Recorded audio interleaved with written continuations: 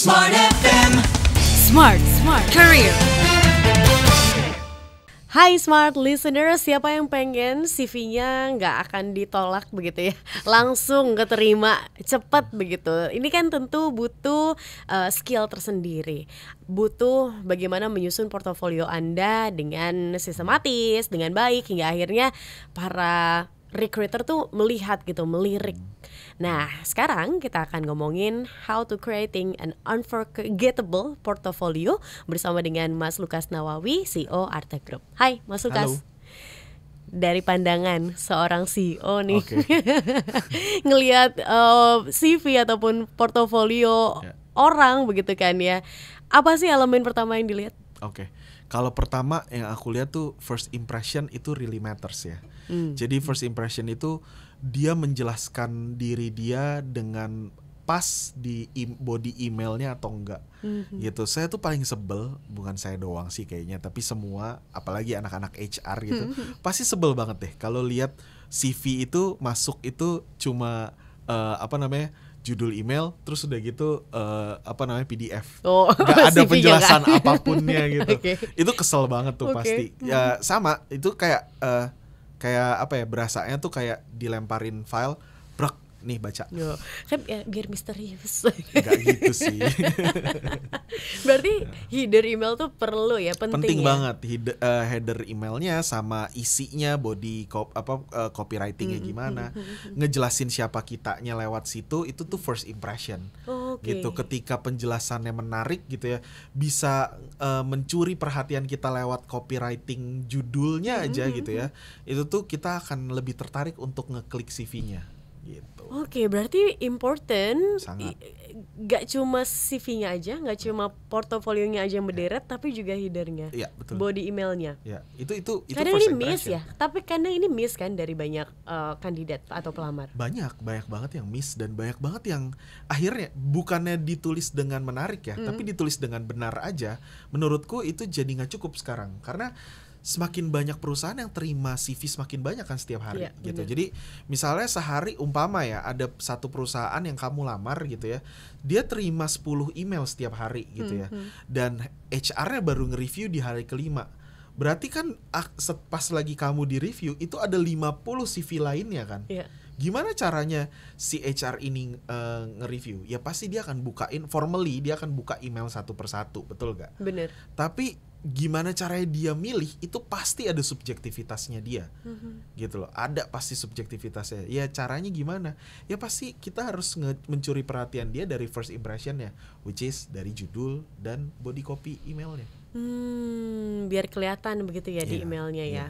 Dari sekian banyak CV, Iya. tentu saja biar stand out ya, bisa dilihat di Betul. situ. Pakai bold, tulisan bold atau besar Ya semua. apapun, belajar kan banyak ya sekarang kelas-kelasnya ya, email marketing dan sebagainya.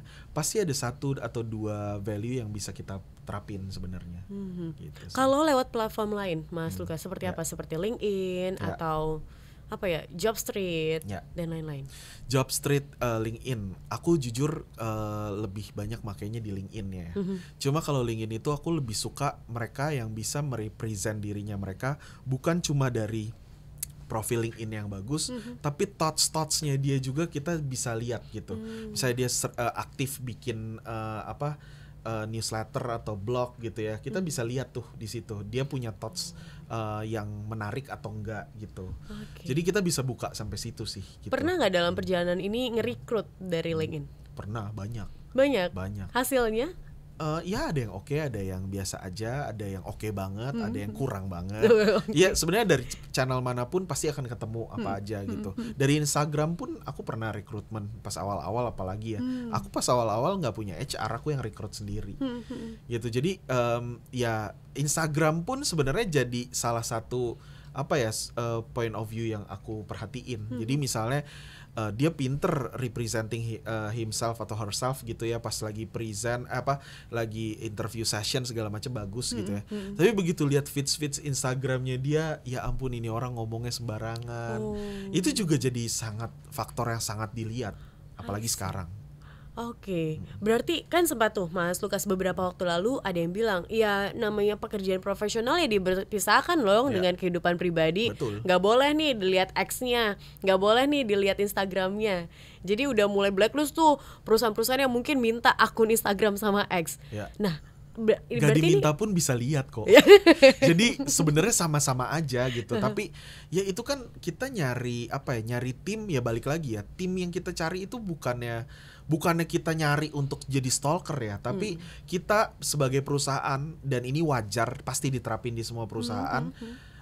Kita cari orang-orang tim yang sevisi Iya. dan punya culture, minimal banget punya culture yang bisa disamain. Gitu. Kalau cara berpikir atau visinya udah nggak sama, dan cara mereka mengerjakan pekerjaan tersebut kita lihat bisa jadi potensi untuk jadi drama nantinya, itu akan dihindari gitu. Oke. It's a common practice lah, pastilah. Jadi bukannya kita breach personal areanya kalian gitu, nggak bermaksud sama sekali, tapi kalian juga yang nanti akan gak nyaman kalau ternyata banyak value-value-nya yang jadinya gak sama, gitu. Banyak juga kan yang akhirnya viral di sosial media, kemudian akhirnya dipecat karena viralnya nggak bagus gitu. Iya, kan di sosial media. benar. Itu kan biasa yang kayak gitu ya, karena value-nya beda dari awal gitu. Jadi ya kalau saya misalnya ada kejadian yang kurang mengenakan sama karyawan atau sama tim gitu ya, pada saat proses hiring dan ternyata udah diterima tapi ternyata nggak sesuai ekspektasi dan sebagainya, saya bukan nyalahin orangnya, tapi saya juga saya nge-review internal kita sendiri juga. Oh, ini berarti ada yang salah dari proses hiring kita kemarin, kita kelolosan hal apa, itu harus kita review gitu. Apa sih poin-poin begitu ya yang akhirnya bisa membuat kandidat ini lolos ke tahap selanjutnya? Ya, aku selalu mengedepankan relevansi juga. Yang pertama, relevan nggak penjelasan lo tentang diri lo sendiri terhadap posisi yang lagi dilamar gitu ya. Misalnya dia melamar posisi sebagai graphic designer gitu ya. Tapi tenang aja, saya juga bisa jadi videographer, saya bisa jadi ini, saya bisa jadi, ya jadi sebenarnya lu mau ngelamar jadi apa gitu. Mungkin niatnya gue dapet kerjaan apa aja, yang penting gue dapet kerjaan deh gitu. Tapi itu jadi terkadang itu jadi minus point, bukan minus sih sebenarnya. Ketika jadi eksekutor gitu, itu jadi sesuatu yang kita tunggu, ini lu bener-bener jago atau enggak gitu. Itu jadi pertanyaan jadinya gitu. Tapi kalau misalnya pas lagi memang dibutuhkannya yang memang bisa palu gada gitu, ya mungkin cocok posisi tersebut gitu. Tapi ya nggak semua, biasanya ada beberapa recruiter yang nyarinya justru yang spesifik gitu. Oh, oke. Ini jadi kita terbuka lagi. Oh, jadi spesialisasi itu penting ya. Penting, tapi kalau memang belum punya spesialisasi, tunjukin aja credentialnya, portfolio kamu itu align sama CV kamu, dan itu align sama job position yang lagi dicari gitu. Nah, kalau baru lulus SMA kah? Ya. Atau kuliah kah? Ya. Belum harus punya pengalaman 4 tahun bekerja misalkan. Ini kayak nggak relevan tuh dengan keadaannya. Ya, ya balik lagi yang tadi, first impression. How bad you want this job and how bad you want to learn about this job gitu loh. Itu juga pasti akan jadi value yang kita lihat juga gitu. Saya selalu ngelihatnya tuh bisa salah ya, tapi maksudnya makin kesini saya punya instingnya gitu buat ngebaca gitu. Kayaknya emang orang ini pengen bener-bener belajar deh. Atau sebaliknya, kayaknya orang ini cuma ngomong doang gitu. Jadi rekrutermu tuh bisa lihat itu gitu. Jadi please be aware buat yang bahkan baru mau masuk ke dunianya, ke industri kreatifnya, lebih ngotot mau belajar. Itu tuh jadi itu jadi value yang cukup penting sekarang. Karena sekarang basically masuk ke industri kreatif emang harus belajar. Emang industrinya berkembang terus, jadi harus belajar terus gitu. Seenggaknya kamu udah punya dasarnya, which is apa? Saya punya skill dasar yang bisa saya implementasikan, dan saya mau benar-benar kembangin dan belajar bareng-bareng sama perusahaan ini berkembang. I see. Dunia digital marketing ini kan benar-benar dunia yang sempat juga kita bahas di episode sebelumnya, ngikutin tren kan. Apa yang lagi hype sekarang.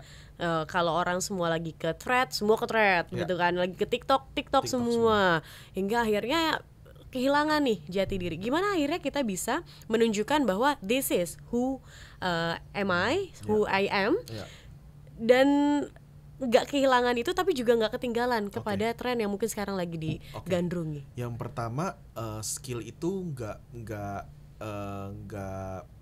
berhubungan sama sekali sama platformnya. Skill membuat konten, skill bikin desain yang relevan dan disukain sama orang. Itu kan mau konten tersebut mau ditaruh di platform manapun, harusnya kita punya mindset ketika karya saya ditaruh di platform manapun itu akan relevan sama audiensnya, bukan sama platformnya gitu loh. Karena kalau kita selalu berpegangannya itu bergantungnya sama platformnya, akhirnya tuh yang kita jadiin alasan itu algoritma. Algoritmanya lagi nggak berpihak pada saya. Nggak ada kayak gitu. Konten lu aja yang kurang gitu. Gitu. Saya sekarang bikin konten gitu ya buat akun saya pribadi, buat kantor gitu. Yang penting saya sekarang malah bikin account kantor saya gitu di artigroup.id di TikTok gitu ya.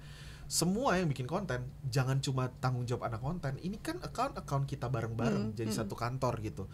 Setiap departemen itu bertanggung jawab atau punya giliran buat bikin konten. Hari apa giliran departemen apa, hari apa giliran departemen apa. Jadi bikin konten itu nggak harus tunggu jago. Bikin konten itu ya karena memang kita mau share apa gitu loh. Jadi kita nggak ngelihat viewsnya.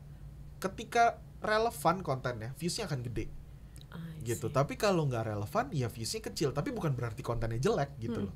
Jadi ya udah bikin konten untuk self expression aja gitu. Gitu sih. Jadi kalau saya tipsnya sebenarnya kita jangan bergantung sama platform. Lebih tepatnya kita asah skill kita dan kita sukain apa yang kita kerjain aja sih. I see.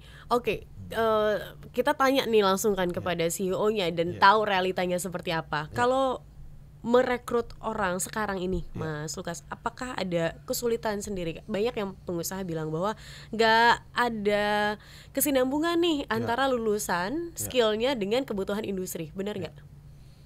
Benar dan tidak sih. Benar terkadang iya ada, tapi tidaknya juga ya kadang mungkin requirement yang dibutuhkan sama perusahaan-perusahaan kebanyakan sekarang tuh tidak didalami sama anak-anak muda yang sedang mau masuk ke dunia kerja gitu.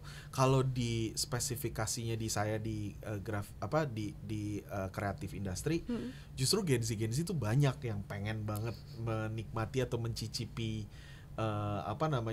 dunia agency ya.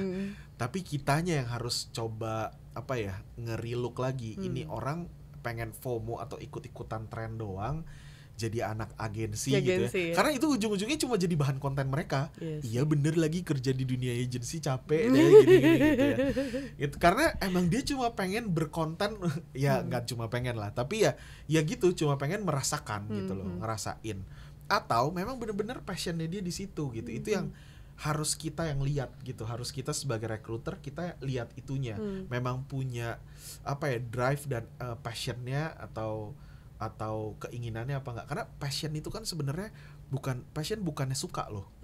Saya suka sama dunia digital marketing, bukan artinya saya passion sama digital marketing loh. Passion itu kan melakukan sesuatu yang menyakitkan terus menerus dan lama-lama jadi kebiasaan. Itu passion. Kalau bahasa aslinya passion itu menyakitkan, menderita gitu. Ya makanya sebenarnya siapa yang willingly untuk menderita tapi terus mau maju di industri ini gitu. Nah itu yang harus kita pintar-pintar lihat sih. Oke. Mungkin sebelum kita tutup begitu ya Mas Lukas, portofolio segambreng lebih dipilih kah daripada mungkin secara singkat dijelaskan apa yang menjadi kontribusi dia? Buat saya contribution dan proven result matters.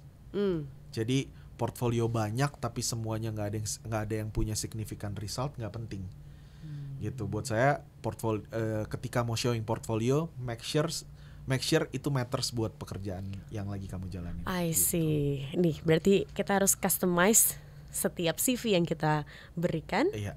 Buat kasih lihat impactmu apa di situ. Impactnya nih Pak. Oke. Oke, dan tadi saya baru tahu ternyata body email itu Masa baru tahu sih? menentukan. Saya cuma nulis gitu aja begitu oke. kan secara rapi bahwa saya ini berniat ini Ya, udah rapi gitu itu kan. benar, rapi itu benar. Tapi kalau mau tadi kan pertanyaannya gimana supaya outstanding? Heeh. Ya kita mesti pinter-pinter nyuri perhatian di depan sih. Tapi tujuannya adalah untuk kesopanan karena nggak sopan menurut saya menulis email Oh, bisa udah sopan kosong tapi doang menarik gitu kan. kan? Iya. Sopan tapi menarik, Menarik. supaya tujuannya adalah call to actionnya lihat CV gua, baca Yes, gitu. Oke. Thank you Mas Lukas. Ya, Dan sama-sama. terima kasih juga smart listeners untuk kali ini sudah bersama kami. Semangat untuk Anda mungkin yang masih mencari pekerjaan atau mau masuk di dunia digital marketing agency, tapi nggak FOMO ya, karena memang pengen masuk begitu. Semangat terus, semoga bertemu dengan jodoh di pekerjaan Anda. Amin. Dan Mas Lukas sekali lagi terima kasih. Dan kami harus tutup. Sampai jumpa lagi di podcast-podcast lainnya. Dadah. Smart FM. Smart Career. Make your future better.